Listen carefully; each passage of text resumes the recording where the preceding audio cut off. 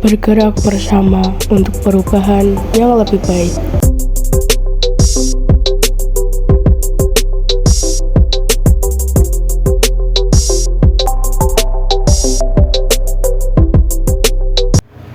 Dulu, nenek moyang kita bisa mencapai aspek pertama, yaitu aspek fisiologis ini sangatlah lama sekali. Kenapa? Karena dulu seleksi alam sangatlah mengerikan, di mana manusia sebagai komponen makhluk kecil harus bersaing dengan hewan-hewan predator hanya untuk mendapatkan makanan. Belum lagi cuaca dingin yang sangat ekstrim di berbagai belahan dunia, tidak adanya tempat untuk tinggal dan menetap, dan juga manusia terdahulu saling membunuh satu sama lain hanya demi memiliki sesuatu seperti baju, makanan, atau bahkan anak istri. Nah, di tahun 6000 sebelum Masehi itulah manusia mulai berpikir untuk tidak hanya bertahan hidup. Disitulah manusia mulai bersatu, membentuk sebuah komunitas untuk mulai bertani dan berternak untuk makan.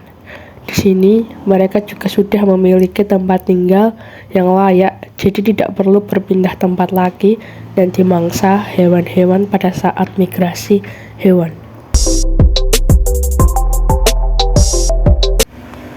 Manusia di kala itu hidup tanpa aturan, perebutan wilayah dan kekuasaan, peperangan di mana-mana, pembunuhan, pemerkosaan, dan jual beli manusia menjadi pandangan dan hal lumrah di kala itu, karena belum adanya sistem hukum yang mengatur setiap wilayahnya. Akhirnya pada tahun 30 sebelum Masehi terjadi transformasi, mulai dari komunitas, kemudian desa, kota, hingga kekaisaran. Akhirnya hukum dan strata sosial pada masa itu dibuat untuk mengatur ratusan ribu manusia, dan kepercayaan terutama pada dewa mulai ada untuk membuat manusia lebih tunduk kepada aturan.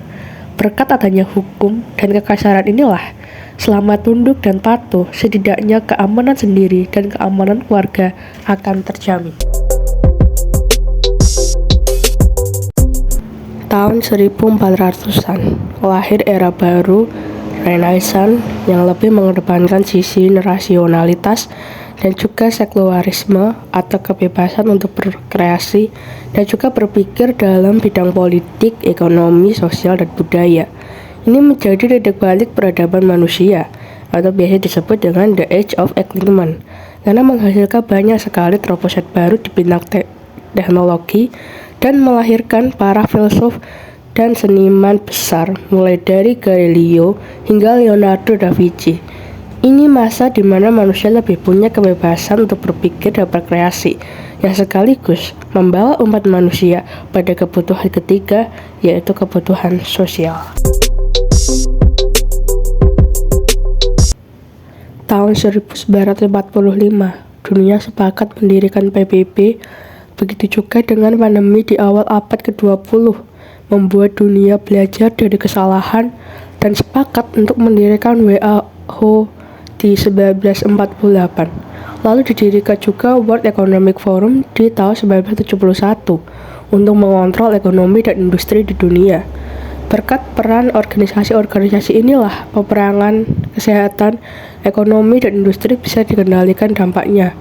Begitu juga hak asasi manusia, lewat deklarasi dari PBB setelah terjadinya World War II, hak asasi manusia mulai diakui dan mulai diberlakukan di seluruh dunia.